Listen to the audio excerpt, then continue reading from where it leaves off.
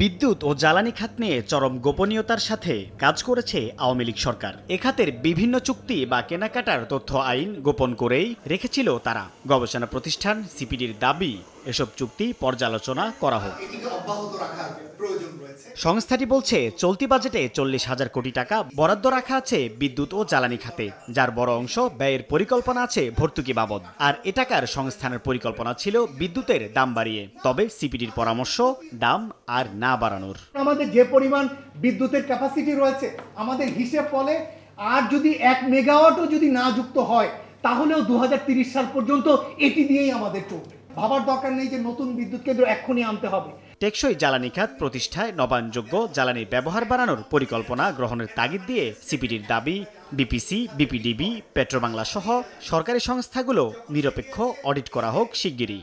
আমাদের এখন যে বিদ্যুৎ কেন্দ্রগুলো চলছে এর অধিকাংশই আসলে 5, 6, 7 বছর আগে, এবং সেগুলো অপারেশনে ভালোই চলছে। তারা এই সময়কালে তাদের জন্য কন্ট্রাক্টগুলো যদি রিভিউ করা হয় এবং করে যদি নো ইলেকট্রিসিটি নো পেতে যাওয়া হয় এবং সেই অনুযায়ী যদি প্রাইসিংগুলোকে রাখা হয়, আমাদের ধারণা যে এটি বড় রকমের কোনো চ্যালেঞ্জে ফেলবে না। ভিশন ফ্রিজ 100% কপার কন্ডেন্সারে তৈরি ভিশন ফ্রিজ, তাই গুণে মানে অটুট থাকে বছরের পর বছর। বিদ্যুৎ ও জ্বালানি খাতের শৃঙ্খলা ফেরাতে আইন সংস্কারের পাশাপাশি বিইআরসির স্বায়ত্তশাসিত ফিরিয়ে আনার পরামর্শ দেওয়া হয় ব্রিফিংয়ে।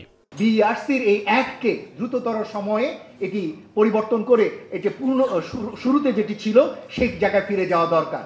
সরকার পরিবর্তনের সঙ্গে সঙ্গে জ্বালানি নীতি যেন পরিবর্তন না হয় তা নিশ্চিতে কঠোর আইন করার পরামর্শ দেওয়া হয় এ সময়।